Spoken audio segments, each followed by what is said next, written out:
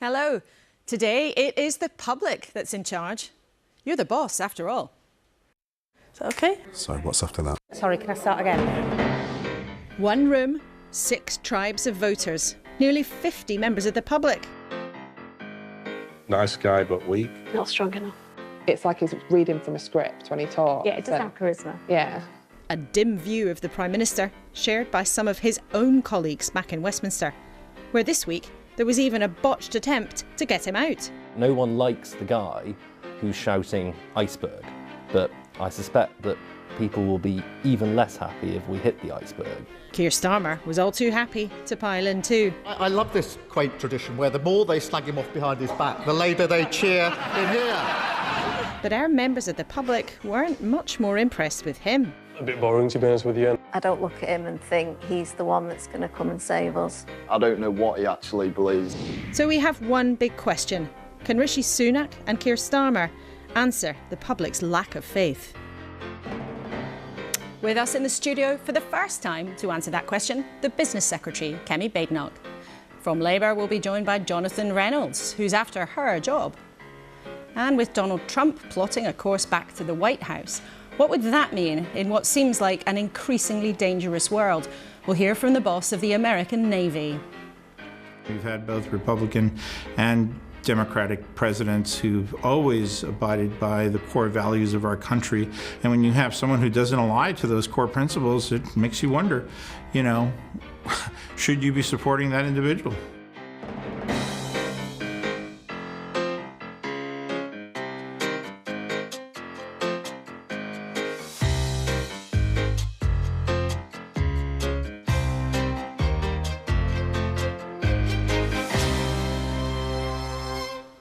Morning. The public is in charge, yes, you, but with me at the desk for the duration, the former Conservative Cabinet Minister, Nadine Dorries, Luke Trill from the research group More in Common, who put together the groups of voters we met on Wednesday, and Labour MP Dr Rosanna Aline Khan, who recently quit her job as a Shadow Minister for Mental Health. But first of all, a quick hello to Kemi Badenoch. You're very welcome to the studio this morning. How would you describe the mood of the country at the moment? It's something which I see in my constituency, in public meetings. There is a general sense of fear about the whole world, but specifically their own personal security. And that's one of the reasons why we are doing as much as we can to focus on those things that matter to them, looking at bringing down inflation, which we've been very successful at, continuing to grow the economy and having a plan that just keeps us going, makes sure things are under control. OK, well, Kemi will be with you a bit later in the programme. Let's have a quick catch-up on what is making the news today. The Sunday Telegraph splashes with a story about shortages in the Navy. Later, you'll hear what the American top brass think about exactly that. It also features Kemi Badenoch's sacking of the Post Office chairman. The Sunday Mirror claims the Tories have rigged the election rules in their favour. But the Observer's front page story says 4 people were given asylum here because of fears of persecution in Rwanda, even though, remember, the government argues it's a safe country. And the Sunday Times splashes on its investigation into universities, cash for courses. Overseas students, it says, with fewer qualifications than UK candidates are paying more to get in. So a real range of front pages there, but you three, today we're going to focus on what's going on in the public's mind. Now, Luke, for people who are not as obsessed with politics as we are, what are focus groups, why do politicians use them, and what can we actually learn from them? Well, it's probably best to start off with what they're not. They're not an opinion poll. We're going to have lots of opinion polls in the run-up to the next election. They'll tell us who's ahead, they'll also tell us a bit about what the top issues are. But opinion polls only get you so far. They can give you those headline numbers, but what they don't tell you is why people think those things, what's driving their attitudes. And the real advantage of a focus group is that you get to hear from people in their own words. They get to tell you directly. And it was certainly fascinating to sit and listen for hours to nearly 50 people about what's going on in their minds. And politicians use focus groups privately all the time, don't they, Nadine? How fed up do you think the public is? I think it's worse even than probably your focus group demonstrated. It's people are just the apathy, they've had enough, and they're dealing with real life problems. And sadly, we have failed them as a government due to our own internal warfare which has taken place over the last 5 years. They're really seriously worried about cost of living. They're worried about an incoming Labour government and what that means, as I'm sure you will have heard from people in your focus group. And they're incredibly worried about how they're going to meet their bills at the end of each month, how they're going to pay their rental, their mortgages. There are a lot of people who are about to come off 2-year mortgages that were on 1%, that are about to go up to 4 or 5%. People are really suffering, and we, I'm sad to say, have not helped them because of what the MPs within my party have been doing over the past 5 years. You sound like an opposition MP, not a former Conservative minister. Well, I can tell you I'm no Labour supporter, and I can tell you this, that there is no love for Keir Starmer out on the doorstep. Well, we'll hear from voters directly in a few minutes, but Rosanna, your constituency in South London has sometimes been sort of a marginal constituency, but you know, you've won that seat and held on to it. What is the mood of voters there? And do you detect much love for Keir Starmer? Firstly, people are totally fed up of the pantomime that has played out over the last few years in the Conservative government. There is a huge amount of distrust over how the pandemic was handled. There is a lack of any belief that Rishi Sunak is going to deliver any kind of government that works. They're fed up of people being an MP 1 minute and then auditioning for shows to become like reality TV politicians for the rest of the time. Look, Keir isn't auditioning for a stand-up show. He isn't auditioning for I'm a Celebrity, get me out of here. He is a credible, serious politician. But let me tell you this, Laura, people are fearful. When it comes down to it, people don't trust politicians. They simply want to know, how are they going to feed their children? How are they going to get a GP appointment? And how are they going to keep the roof over their head? Well, let's hear what people had to say then, because politics, of course, is about serving the public, getting things done on your behalf. And we wanted to spend one of our Sundays together really delving into what's on voters' minds. And with the help of Luke's research group, we invited nearly 50 voters from seats that went from red to blue at the last general election to give us their verdicts. It's not scientific, but the groups were carefully selected to represent the full gamut of views. Loyal Tories, faithful Labour voters, Conservatives who plan to switch to Labour, those interested in the smaller parties, whether the Lib Dems, Greens or Reform UK, and those all-important undecided voters whose ballots are still up for grabs. So watch and listen. Kemi Badenoch, our Cabinet Minister this morning, is watching too. Here for you is a taste of Britain in a room. How would you sum up Britain in 2024? Depressing. Terrible state we're in. Dishonest and messed up. Falling apart.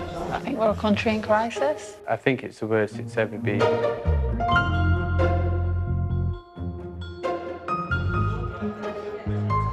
Remember, everyone coming here today are in seats that were Labour until Boris Johnson turned them blue in 2019. We've gathered together voters from all sorts of different backgrounds, young, old, Tory, Labour, and those who yet haven't a clue who they'll choose. Funnily enough, me and Stephen dated 25 years ago. Only just met again. Here we go. What comes to mind when you see this person? We're not allowed to swear, are we? No swearing. You can be rude, of course. He was beaten by Liz Truss, who was also useless. Yeah. So the fact that he was second place to her is baffling. Yeah. Incompetent cretin. Lack of gravitas. Nice guy, but weak. There's nothing like hearing it direct from the voter's mouth. It's not strong enough. No personality. You need a personality to rule. It's like he's reading from a script when he talks. Yeah, it does have charisma. Yeah. I think he's very arrogant. Because he's like got more money than he knows what to do with. I would say out of touch, because I don't think he understands what the ordinary people go through. Yeah, I see privilege, and I think that means that he's kind of out of touch with a lot of the common man that he's supposed to be representing as well. I think he thinks he's doing a good job, but he's not connected with us. No, and not at all connected to real people. He just doesn't understand. He's wealthy. He's like got no idea what it's like. For me, I feel like there's a real disconnect with, like, especially for working class and people that are really struggling. I don't think that being wealthy means you're disconnected. He's good or he's bad. People in this country don't like successful people. They're very bitter that they're not like them, and that's why I think everybody resents him. I don't think he's out of touch. I just think the problems he has are so vast. I thought he did a marvellous job as a Chancellor. Give him a chance. Boris Johnson, for me, was more relatable. I think in Rishi Sunak's role as Chancellor, he supported me in my role at that time and helped me out a lot. I just think they were a strong pair together when Boris was Prime Minister. Even among this group of Tory voters who say they want to stick with the party, the view of the country is so bleak, and they've clearly had enough of the Conservatives fighting amongst themselves. No wonder he can't get anything done, because there's fighting and bickering. They all want to be Prime Minister. You said Rishi Sunak lacks gravitas. Unfortunately, I don't think he has that presence, and I think having a presence within an organisation means a lot, certainly in the environments that I've always worked in. The polls suggest the government's been unpopular for a long time, but that's not necessarily the same thing as feeling excited about Keir Starmer. What's the first thing that comes to mind when you see this person? Dull. A bit boring, to be honest with you, and I don't think he's the strongest of leaders. I don't look at him and think he's the one that's going to come and save us. He's very big on saying what he's going to do, but not on how. I don't think we know enough about him. I mean, he's basically just come onto the scene. Yeah. I mean, he's come onto the scene saying, oh, we'll do this, this and this, but where's the money coming from to do this, this and this? I don't know what he actually believes. I think everything he says is to try and win the majority over, and then when he gets it wrong, he'll quickly realise and correct himself, and then just looks stupid. Whereas I think Jeremy Corbyn was more, more grounded with his beliefs. I'd rather somebody that was either here or there, not somewhere in between. I don't think he's a working class leader, and I associate the Labour Party with working class people.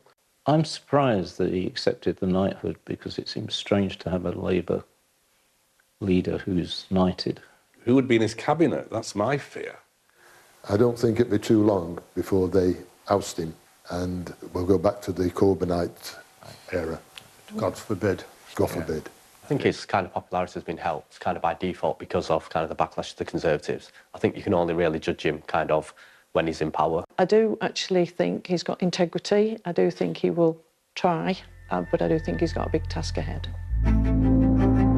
This group all say they're going to vote Labour. They voted Labour last time, but it was really striking. There's no sense of passion for Keir Starmer. Still some question marks of what he's really about. Everyone in that room says they're going to vote Labour, but nobody in that room felt like they were excited about Keir Starmer. Why? Because you don't know anything about him. I don't know anything about him. To me, it's just popped up out of nowhere. There's a lot of weight on his shoulders, a lot of expectation about him coming in and being more moderate and maybe running away with this thing, and it's not a given. A lot can happen between now and the election. I do like him, but I just don't know if he'd be strong enough with what's happening. Oh, no. I'm going mixed up with him and Nigel Farage. He looks nothing like Nigel. Sorry. It's not Nigel Farage, it's Keir Starmer.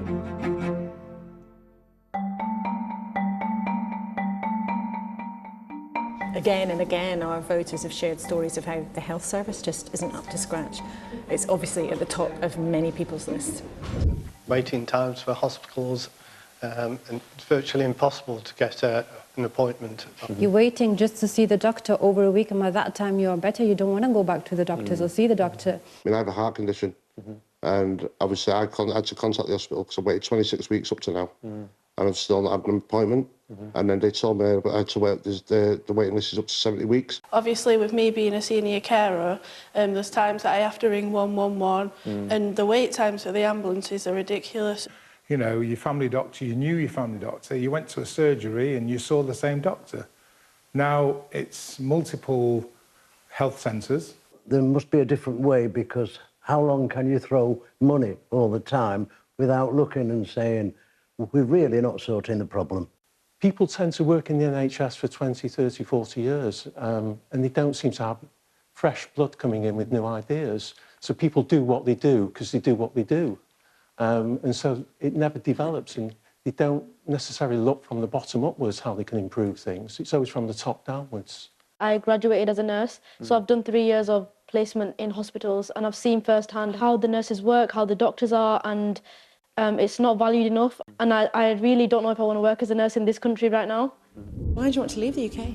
I don't want to be like living paycheck to paycheck, and I don't want to be worrying about, doing these long hours, and is my son all right at home? If I can have flexible working, and if I can have, let's say, do agency working and receive like triple the amount of money, Anything else? The cost of living crisis is having a big impact on us. Being able to go out and socialise is just so much more expensive. Going to the supermarket, your bills are so much more expensive. Every time you go into the shop, the prices have gone up. I'm a student and I can barely afford to eat some weeks. I've got two older boys, and it's just worrying to how they're going to get on the housing market. High inflation is something that worries me. I know it's come down a lot, but it's still quite high, and because of that, it's keeping all the other prices up. When you're retired, your income's not keeping up with inflation.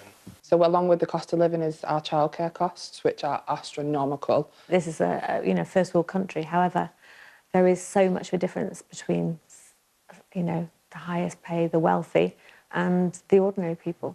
The other thing I was going to say is about the environment. The delaying plans in certain policies. I think they're going to do it by like 2035, and then now they're extending that to like 2050, like the net zero policy. Yeah, it's just a bit of a concern for like our kids, our grandkids. This group all plumped for the Conservatives in 2019, but they've changed their vote to Labour. So why? The Boris moment and all that came out about what he was doing, in the lockdown and everything. There's people like me, where my father actually died in COVID, so that was a very sad time. I'm so sorry to hear that you lost your dad during the pandemic. When you found out some of the things that had been happening in government, how did that make you feel? Really sad, but frustrated as well, so many lives had been lost, and then, Conservatives, they're all having these parties, they're not social distancing. There's a couple of reasons that keep being mentioned that cover the switch from Tory to Labour. Partygate, the long memories of COVID, and what Liz Truss got up to. I think it's frightening how two people managed to destroy 10 million people's mortgages in the space of 3 days. And is that what shifted your vote? Yes, basically. And do you see a day when the Tories will get your vote back? They have to work hard at it. The actual tipping point for me was when Rishi Sunak, when the HS2 was cancelled for the North, and then he actually said, oh, it's OK, we're going to give Manchester, we're going to give them the tram link to the airport. And then he actually he named an area. It was not even in the North. The only thing that they've promised us for years, and they scrapped it. He's not interested at all in any regeneration of the North or anything like that. I do think this divide's getting bigger, and that was when I decided that I need to change who gets my vote. I think we've all been conditioned to not really expect too much, and this is just the norm, when it really shouldn't be as the public servants. We used to be a major power, and now we're floating like a little island of non-existence. If you could pick anybody, politician or not, to run the country, who'd do the best job at running the country, who would that be? Aaron Borneman would be an absolutely brilliant Prime Minister. Absolutely. Yeah. Alex Ferguson. Alex Ferguson, OK. Alan Sugar, because he wouldn't take any nonsense from the boardroom. I would say Martin Lewis. Martin Lewis. Oh, yeah. Martin Lewis. Martin. Oh, yeah. I would like Martin Lewis. Yeah, I like Martin Lewis. Martin Lewis.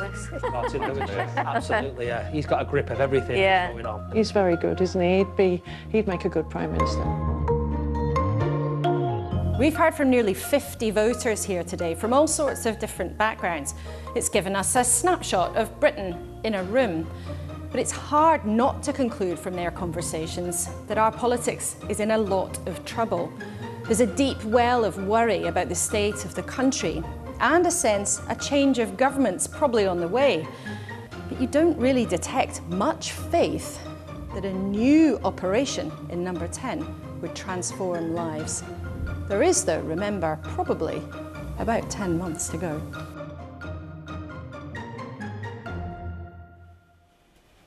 Well, Kemi Badenoch, the Business Secretary, was watching that along with us. She's here in the studio for the first time. A very warm welcome to you.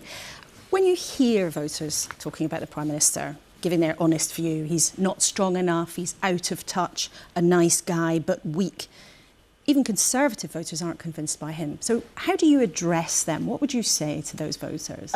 It was really interesting watching that focus group. I think three things jumped out at me. Well, actually, a lot jumped out, but three main things. The first is that people clearly want to see a lot more hope and optimism about the country. We have a plan, and that's what we're using in order to show people how we're going to make the UK better. We need to do much more of that. I thought it was quite interesting, the contrast between Keir Starmer and Rishi Sunak. It goes to show that there's everything to play for in this election. People act as if us losing power and not being in government is a fait accompli. Clearly not true, listening to that focus group. And I think the third one was just about how people are fed up with a lot of the toxicity, I would say, in politics at the moment, where it looks like people are interested in their own personal ambitions rather than for people in the country. And that's definitely something which I think I'll be able to address today. And we'll come to that in a second. But people are concerned also about real big problems in their own lives. Michael, their father of 6, being told he has a 70-week wait for cardiac treatment. A student there saying some weeks he can't afford to eat. It's more than people being fed up with toxicity. Many of those people think the Conservatives have failed them. Yes, well, what I would say, and I have a particular insight being an international trade secretary, is look at what is happening in other countries. Over the last few days, there have been protests in Germany, in France, Romania, Poland, the Netherlands, about these same issues. We are not alone in them. Inflation is not a UK-specific problem. But that's not a comfort for people here, though, is it? No, it isn't. It isn't a comfort. The comfort is that despite all of those difficulties, we are doing better than those other countries. Yes, I know, and I completely understand. I've been in that situation before, not having enough money to look after yourself.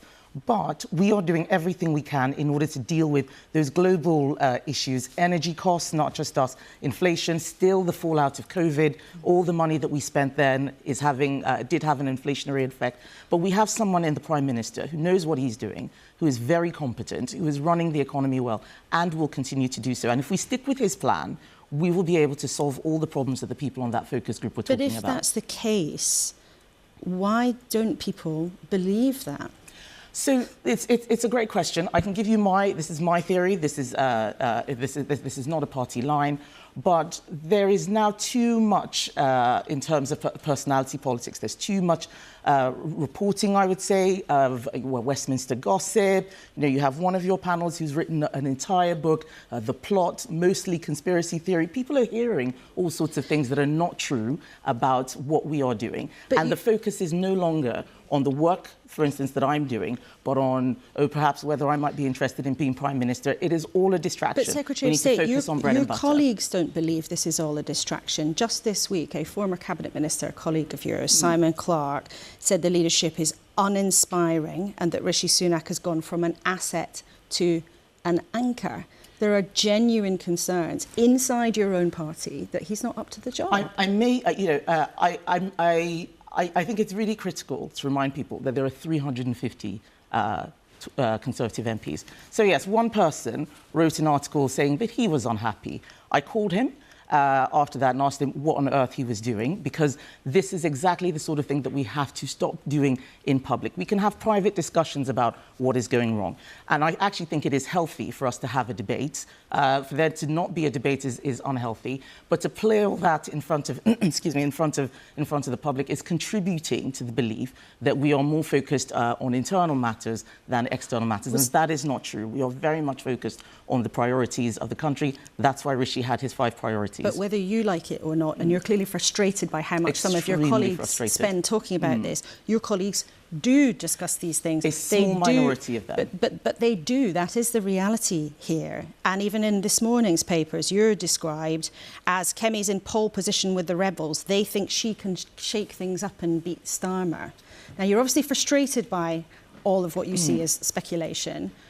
Do you deny then today that you've had any discussions with those rebels? Well, apart from calling Simon to tell him to stop what he was doing, absolutely. And what I would say is that all of these things that you're reading, it's all anonymous briefings. I pick up the paper and I read, an anonymous friend of mine said this, an anonymous source said that. Who are these people? My friends would never do that. My friends care about me. The people who are stirring, they don't care about me. They don't care about my family or my welfare or whether or not this is something that I actually want. This is all about them and their personal interests, but they are not that many. The vast majority of people are actually focused on making sure that the parliamentary party is working to deliver a Conservative government. Do you, however, still have aspirations to lead the party? You did stand to run as leader. I did. In July 22, I did stand and I lost. If you'd asked me 2 years ago, in January 2022, I would have laughed it off and said it was a completely crazy idea. You never really know these things until you're in the moment. What I would remind people is that after Liz Truss left, I stood up and said, I'm not running again. Rishi is the person who should do the job. And I did so because I'd worked with him in the Treasury. I knew he had a handle on the economy. But also, I saw just during that previous leadership campaign just how many nasty and unpleasant personal attacks that he had been getting. And I thought, this is a good guy. He does the right thing. And that's the team I want to be on. Not on the team of the bullies or the people putting out nasty personal abuse, but on the team of people who are focused on delivering for the country. Let's talk then about what's happened in your job. There was a dramatic event last night. As the business secretary, it seems you removed the chair of the post office after all of the things that have gone wrong. Why did you get Henry Staunton to stand down? What were your concerns? So when I became business secretary and the post office came to my portfolio, there were three things that I was really focused on. One, get the money out of the door. The last thing I wanted was for people to die without having the compensation. So the compensation for post office. Absolutely critical. I talked about it in my conference speech. Kevin Hollenrich, brilliant post office minister. So that's the first thing. Second one was making sure that it was fair, that everything that was happening was fair. So not just getting money out the door, but that the money was the right amount and what we were doing was fair. But the third one was looking at the governance around the post office. And that is where my deciding that we needed a new chair of the organisation was important. It just wasn't working. But what was that about? Was that there was a row over post office bonuses being paid during the while the scandal over Horizon was still going on? What was it about? There were various disagreements within the board. And when I looked at it, I thought that a change of personnel was what was required. I don't want to do HR on live TV. These are human beings that we're talking about. It is very difficult to be asked to stand down from a position. But I decided that given all of the difficulties the post office is having, it's not just about Horizon, it's about the entire business model, how we make it work, that we needed someone who could chair a board that was able to deal with these things effectively. This whole saga, though, has been a complete mess. Successive governments have failed to grip it or even to understand what we now see as the scale of the problem. And people are angry. And one of our viewers, John Suffolk, has been in touch with us this morning. And he's actually suggested if Mr Staunton resigns, shouldn't Kemi Badenoch also resign to be accountable for everything that has gone wrong at the post office?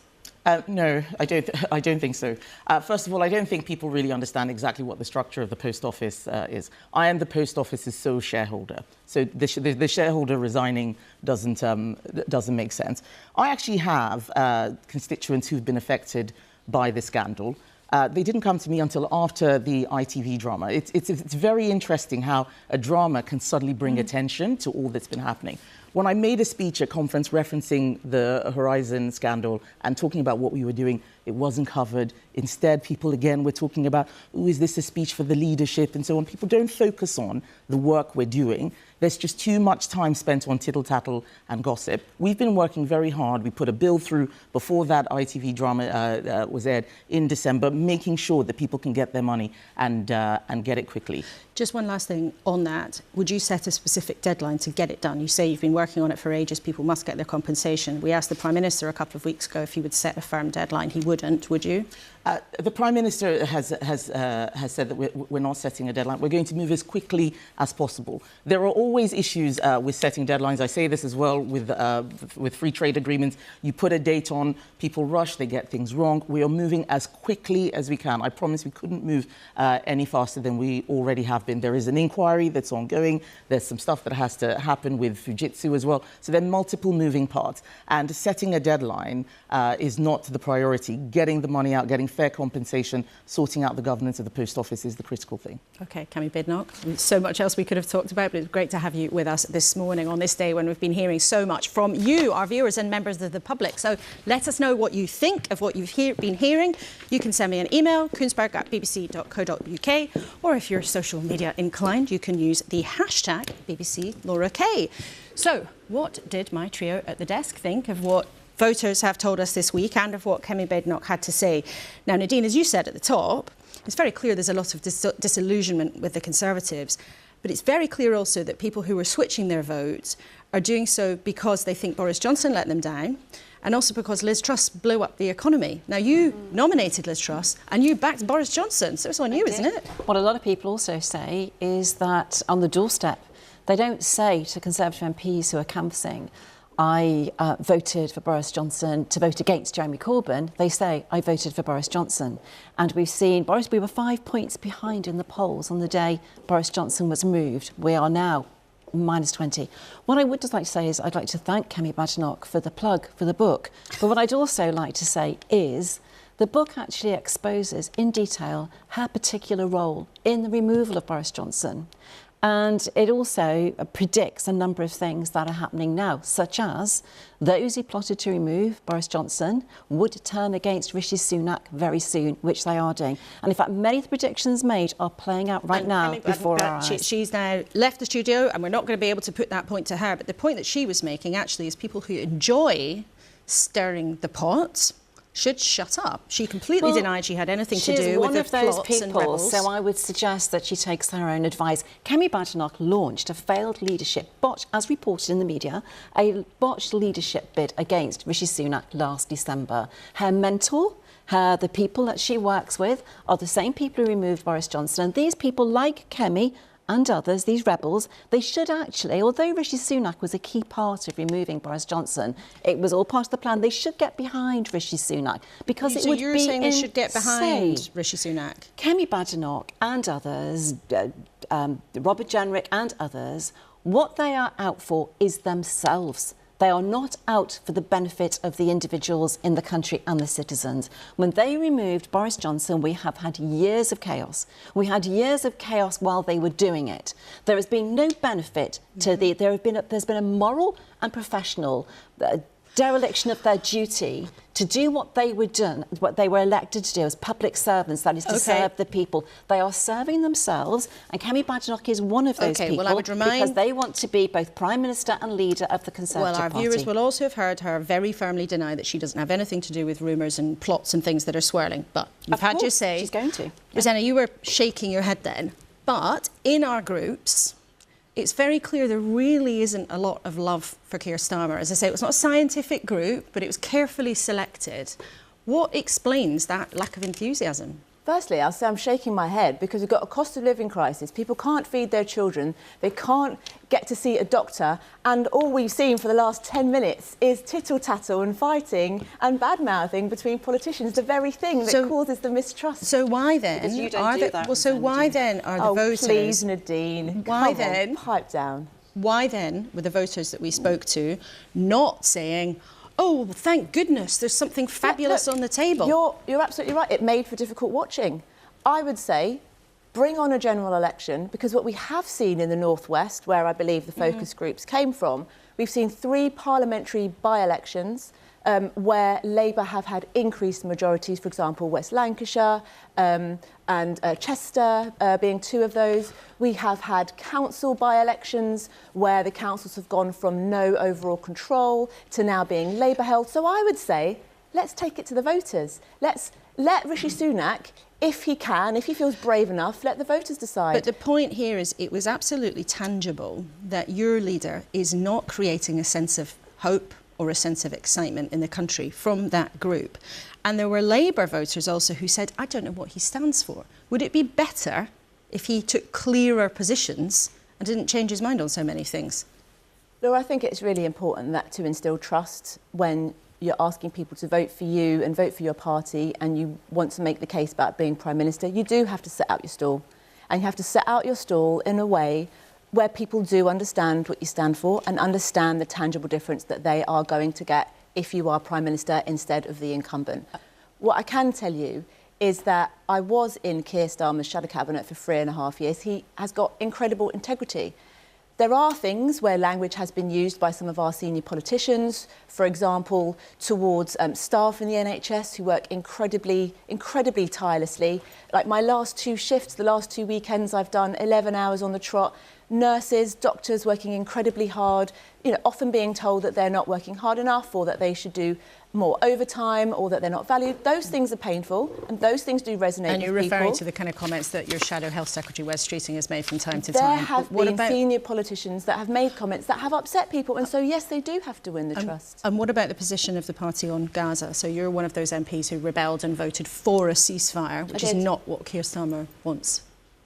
Well, I can't comment on him not wanting that now. He has called for a sustainable ceasefire, but I've been very clear from day one that there should have been an immediate ceasefire, release of hostages. Those who committed the terrorist attacks on the 7th of October must face justice. But, Laura, we have a humanitarian crisis of epic proportion. We have children losing their limbs every day. We even have acronyms for children who are found without any families remaining alive. We have children dying, choking on their own vomit on a floor of a hospital that is no longer functional. Enough is enough. And world leaders, leaders in this country, our Prime Minister has a duty to call that out, because I don't understand Keir Starmer to do that straight away. I believe every senior Western leader needs to take a stand against what is wrong and be very clear and vocal about calling for an immediate ceasefire.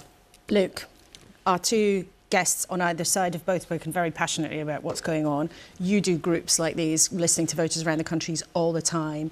What surprised you, if anything, about that group, and what's it really telling us?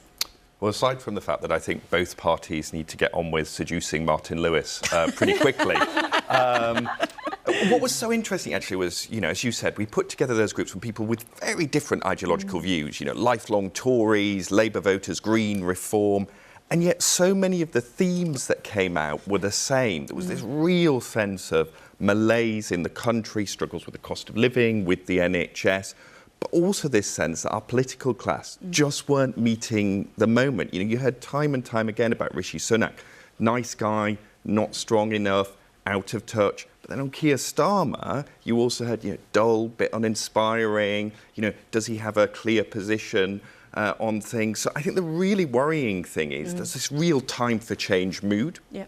If the polls are to be believed, we are going to have a change of government, but it's not being met with any enthusiasm. And I think that's really worrying, not just for this election, but for the state of our democracy Well, there's 10 months to go, which a lot could happen in that time, but there certainly was that sense that the scale of the country's problems are not matched by the scale of the sort of ability of our politicians. Just before we move on, Nadine, there's a report in the paper we must ask you about. You received £17,000 in severance pay, which was a mistake. Have you given it back? Well, I only saw the email on Friday night when I got home, but that means now everybody knows I'm not 49. But are you going to get it back? Yeah, I'll pay it back on Monday morning. Pay it back There on are no Monday details in the email how to do that, but I will, I'm sure, find out. I was gutted. There we go. All three of you, thank you very much for now. Well, the picture from voters that we spoke to for Rishi Sunak was not at all pretty, but as we've been discussing, their attitude to Keir Starmer was not really a reason for the Labour Party to get out the bunting. So let's talk to one of his top team, Jonathan Reynolds, who's, after Kemi Badenoch's job as Business Secretary, is back in the studio with us today. Now, Jonathan, you've watched that film as well. It was not a ringing endorsement for your leader. Why do you think it is, for that group of voters, that he's not creating any enthusiasm?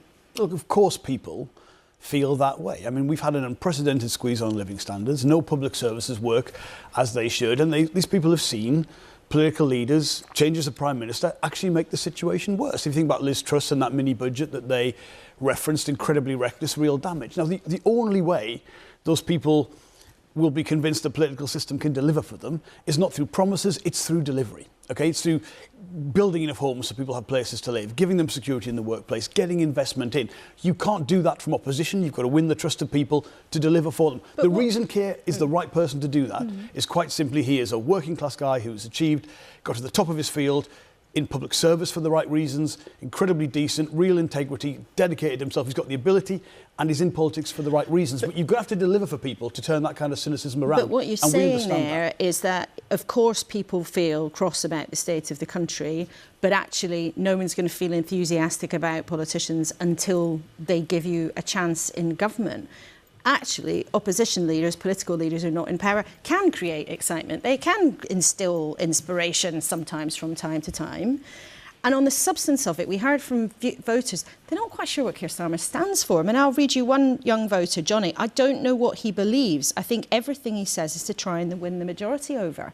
And after years in the job, why is it that people don't know what he stands for? Well, look, you have to fight for hearing in opposition. We understand that. But if you think about the clear positions Keir has taken, I mean, saying you're going to abolish the super tax regime, the non-dom regime, and put that money to the health service, I think that is a clear choice. Saying you're going to change the taxation of private education to put that money into state education, that is a clear choice. Saying you're going to build homes and override the people who say you shouldn't build homes around here, that is a clear choice. And saying you're going to spend 28 billion on clean energy and green projects and saying, actually, no, then you might not spend 28 billion on green projects and creating jobs, that's not creating certainty. Sure, that's creating a lot of confusion. People understand our ambition there is absolutely clear. How much you can spend on anything is determined by the health of the economy, and whoever wins the next election, the inheritance doesn't look very good, to be frank. And of course, we have been very clear. We feel the fiscal rules we put forward, essentially wanting to see debt fall by the end of a parliament, that governs those decisions, not because we're not ambitious, but because if you don't have that discipline, you end up again like Liz Truss, false promises to people. There's something more than that, though, isn't there? Because Keir Starmer has also dropped a whole host of pledges that he made in his leadership campaign. We've discussed them in this studio lots of times. And he's changed his mind on how fast he would bring in that £28 billion a year of investment. Now, whether that's a good thing or a bad thing for him to change his mind, do you accept that it has created that perception for some people that he doesn't quite know what he's about? He changes his mind all the time, and therefore they're not quite sure. Well, look, I think we've got some very clear positions. I think circumstances do change, and particularly the health of the public finances, the cost of borrowing, that did change remarkably in the last few years. So you've got no choice in opposition but to reflect on that and therefore put your programme forward, because, again, people don't want promises they don't think that can be delivered. But do you accept there's a perception of that? Well, I would say, if you want to know why Keir Starmer can change this country to pull it out of the doldrums, look at how he has changed the Labour Party. Look at where the Labour Party was in 2019. I mean, literally, in an absolutely terrible state. I don't think most people believed one party leader in one term of Parliament could bring Labour back from that to be even competitive at the next election. Now he has done that, and the courage, the resolve, the resilience he's had to show to do that tells you about the kind of Prime Minister he could be and would be if he's given that choice. Now, look, there's always more to do. We're very pleased with how the polls have changed, how the by-election results have changed, but no one is complacent because we know where we are coming from to do that. And you've got to have the self-awareness to acknowledge in opposition. You've got to keep making the case, keep doing that. People only tune in a little bit to oppositions, I think, when you get closer to an election. But look at the progress that has been made to date. I think that tells you a lot about the kind of person Keir Starmer is. Let's talk about the Post Office then. We heard the Business Secretary explaining or giving us a little bit of detail about why the chair, Henry Staunton, was sacked by her yesterday. Do you think it's the right decision that he was ousted? Look, the scale of the scandal in the Post Office is so vast, it's absolutely essential the right leadership is in place. Now, the government have to tell us why they made this decision seemingly yesterday. I mean, that the person who's going wasn't actually there for the scandal, so there must be specific reasons why they don't have confidence in that person going on. But I think the public will want to know this is not just about one person, one chair being changed, that the overall approach in the entire organisation is going to come to terms with the scale of this, put it right.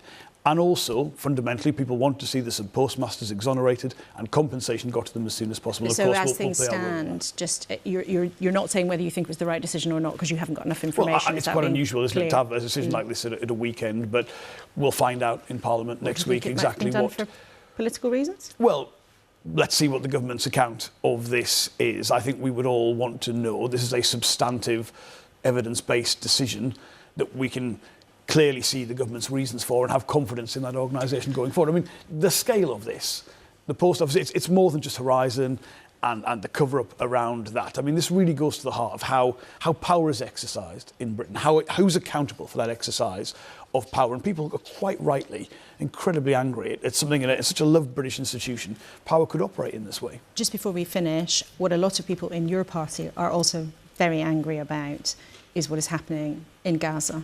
Now, we heard Rosanna talk very passionately about her belief that is shared by a lot of people in the Labour Party and maybe a lot of people watching this morning, that it is long past time for Keir Starmer to agree with her and others and say there must be a ceasefire.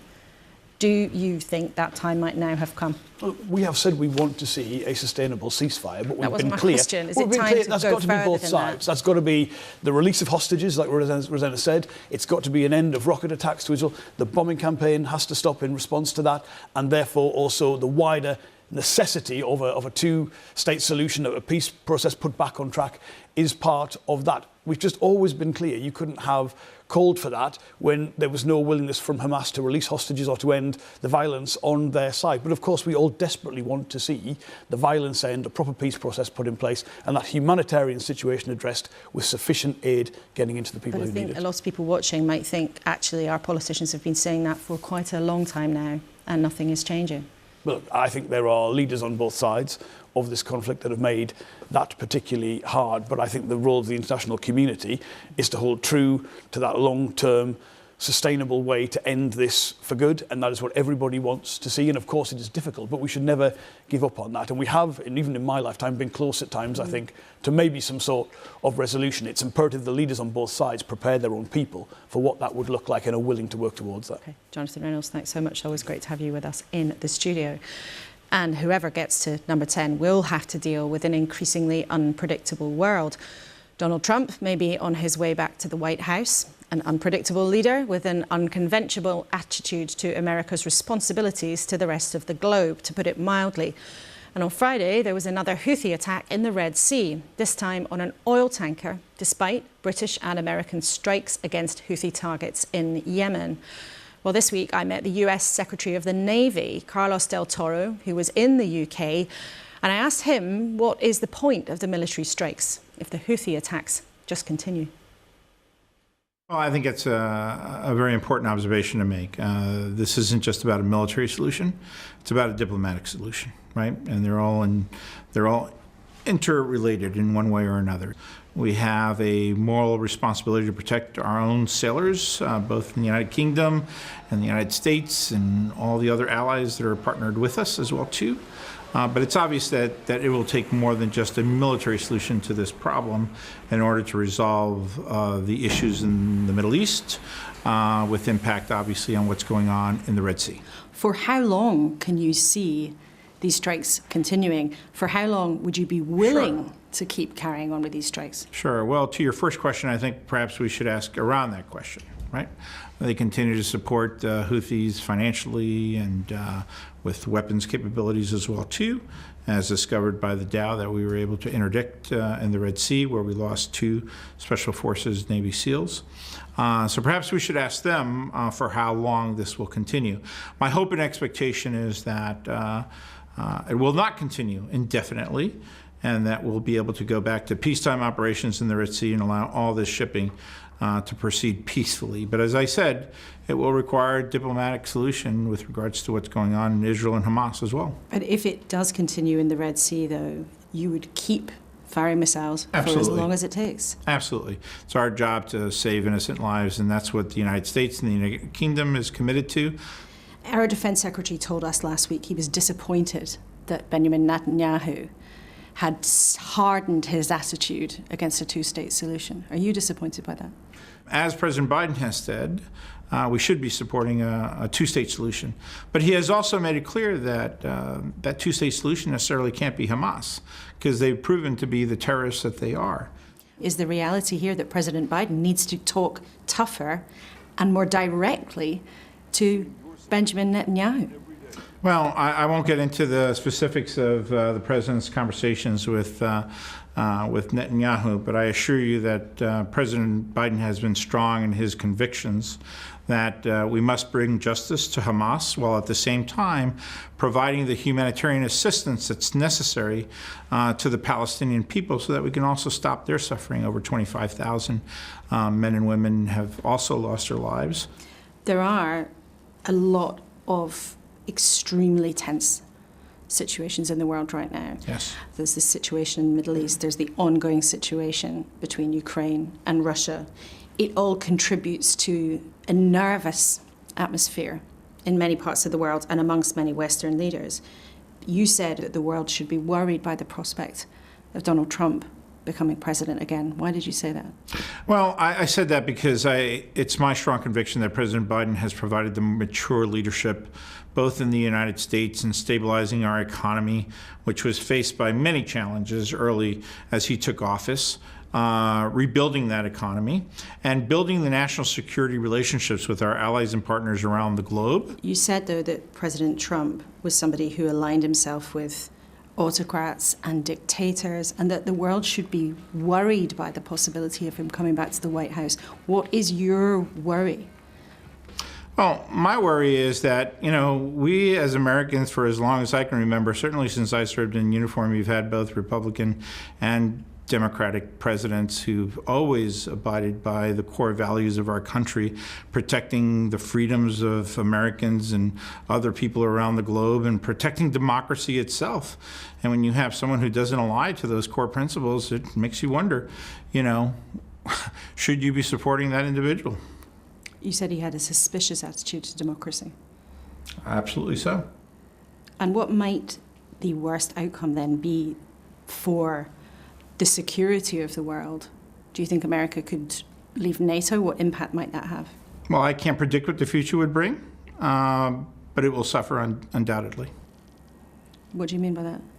It will suffer because we won't have the benefit of the mature leadership that President Biden has provided the United States and the world. In terms of public perception in the United States, though, the maturity, the age of President Biden is a worry for many voters, even some Democratic voters. Now, you know him well. You work very closely with him. Should people be worried about that? Because American voters do worry about that. Now, some may, but I certainly don't worry about it as someone who's actually worked with him very closely on issues of national security, and I've seen him in action talking about the economy and many other issues related to the United States. He is as sound as anyone that I know. And in terms of how our two countries work together militarily, there are senior military leaders here who worry about the level of spending, who worry that our aircraft carriers are not out at sea in the way that people hope they would. Is our Navy big enough? Well, I'm always supportive of bigger navies, both in the United States and the United Kingdom, but I think you should look at the problem in a different way. What's the value of not having that? What's the economic chaos that's created when you don't have a sufficiently sized Navy to be able to protect the economic interests of the country, right? And so I think you should look at the opportunity cost that's created when you don't make those investments in your national security, in your Navy. Is there a risk that today, when money's tight, governments are not making the investments that we may well need in 10, 15, 20 years' time? Well, I think it is at risk, and largely because of the threat that's posed by Russia. In Ukraine, for example. And the Ukrainians are fighting for the democracy of all peoples around the globe. And should Russia be successful in Ukraine, what does that say for what President Xi might do in the Pacific? What does that say for what President Putin might continue to do here in Europe? And so I don't want to be an alarmist of any way. But I always argue that my responsibility as Secretary of the Navy is to ensure that we have a Navy that can deter and defend our economic interests in every possible way. Mr. Secretary, thank you so much. It's a great honor to have been with you and all your listeners, Laura. Thank you. Carlos del Toro there, the US Secretary of the Navy. And it was interesting to talk to him about defence spending. You wonder if there's a lot of conversation about that here in the last few weeks building up, Whether that might in the end be an issue in the election campaign, perhaps, who knows. There's always a lot of pressure on all of public spending. But I just wanted to end by quizzing all three of you on something slightly different. We asked our voters who gathered with us in Manchester on Wednesday if they could choose someone from outside politics to be Prime Minister. Who would it be? Lots of them said Martin Lewis. He's getting pretty popular. Some said Alan Sugar. One said Carol Vorderman. Rosanna, who would it be, somebody outside politics, if you could pick? My mum. Yeah, she's pretty awesome. She makes you toe the line, but she's very fair. What would she do if she ended up in Downing Street, Rosanna's mum? She'd be extremely kind to everybody, but she'd get stuff done. With a bit of a tinge of, I can just tell, there's a tinge of something else going on there. She might tell people off if they didn't do what she was told. It's that Polish mentality of getting on with the job, of being sensitive yet firm, and just having loads of really good ideas. Nadine, then, if it was somebody outside politics in number 10, who would it be? Jürgen Klopp. Jürgen Klopp. So he's left Liverpool. He's got a bit more time on his hands. Yeah, and he's a man who knows how to manage a team. So, yeah. And what kind of things do you think he'd actually do if he was in number 10? Knock heads together, keep people disciplined, keep people focused, their eye on the ball, which is delivering for the British people. And Luke, who would you have? I mean, once upon a time you were a Conservative advisor before you became a pollster and political researcher, but who would you choose? Well, and obviously I'd have to say Nicky Morgan for that, because she used to be my former Cabinet Minister who was here last week. She was. But no, there was someone in the group, and I'm going to steal their answer, actually, which was it was David Attenborough, 30 years younger. And I just think that would be perfect. I think he deserves a bit of a rest now. He might be a bit beyond him now. But 30 years ago, David Attenborough, I just think would be perfect. What is it, though, now that people are coming up with those kinds of names? You know, we did hear today such lack of conviction about our leaders that we have, and then actually quite excitement and enthusiasm about other people. What is it about this generation of leaders, do you think? I think the one thing that unites all of those people we heard about, Martin Lewis, Alan Sugar, Carol Vorderman, it's authenticity. Mm-hmm. It's that sense that when they present you, when you see them, that is the real them. Yeah. And then along with that, what was interesting was people talking about that business experience as well, particularly with Lord Sugar and Martin Lewis. You know, it's that they know how to run things, they know how to get things done. And we heard a lot of criticism, and sometimes this criticism is unfair, of sort of career politicians. They want people who are going to bring something from outside into politics, like both of our panellists here today, doing different ways. They're not the usual politicians. I think that's what's missing. But Alan Sugar was in Cabinet. He was an advisor. That's right. He was an advisor to, and he became Peter Mandelson. Yeah, he was an advisor. Yeah, but that sometimes then goes wrong when people come from outside. You know, successive prime ministers have tried it from time to time, and sometimes it sort of blows up. Rosanna, I think it's so. Oh, sorry. No, but why do you think that authenticity is not always something that people look at you as a class, as a political class, and not being personal, and think that you don't have? It was really interesting going from having nothing to do with politics to suddenly being launched into that, and how that mistrust came overnight. The very perception that you're in politics and all of a sudden you can't be trusted comes from this long-standing feeling that they can't be. And I think what's really important, because I know so many politicians across all parties, and they're really decent people, and they're all in it to make a change. Well, most of them are in it to make a change and do good. But I think once you get into politics, you become so self-aware, and I think what's lacking is that authenticity. And people need to believe that the person that they're seeing is going to deliver on the things that they've promised to deliver. And they want to be able to, really simply imagine, can I be their mate? Can I trust them? And that's why people voted for Boris Johnson, because they saw the man, the zip wire, the man who, I think in his own words, is not perfect. They saw the genuine article, and that's why they voted for him. And he was authentic. And then we heard from our groups how many of them were then disappointed with what happened after that. But all three of you, thank you so much for sharing your insights with us this morning. It's been great to have you. Thank you to the panel. Thank you so much to the voters in the northwest of England who gave us their time on Wednesday. It was such a pleasure to hear them all. And of course, thank you for spending your morning with us today, when we've been able to hear what's really going on in some voters' minds. Maybe you agreed with a lot of what you heard. Maybe you wanted to throw something at the telly. But one thing really was clear. Right now, Britain seems to be in a bad mood, and none of our politicians seem able to cheer the country up. Perhaps before they can convince you to give them your precious vote this year, maybe they first have to persuade you that they can actually make a difference. You can watch anything again on the iPlayer later, or I'll chat to you on today's newscast with Paddy O'Connell. There he is. That will be on BBC Sounds later on. And of course, I will look forward to seeing you here next week, same time, same place.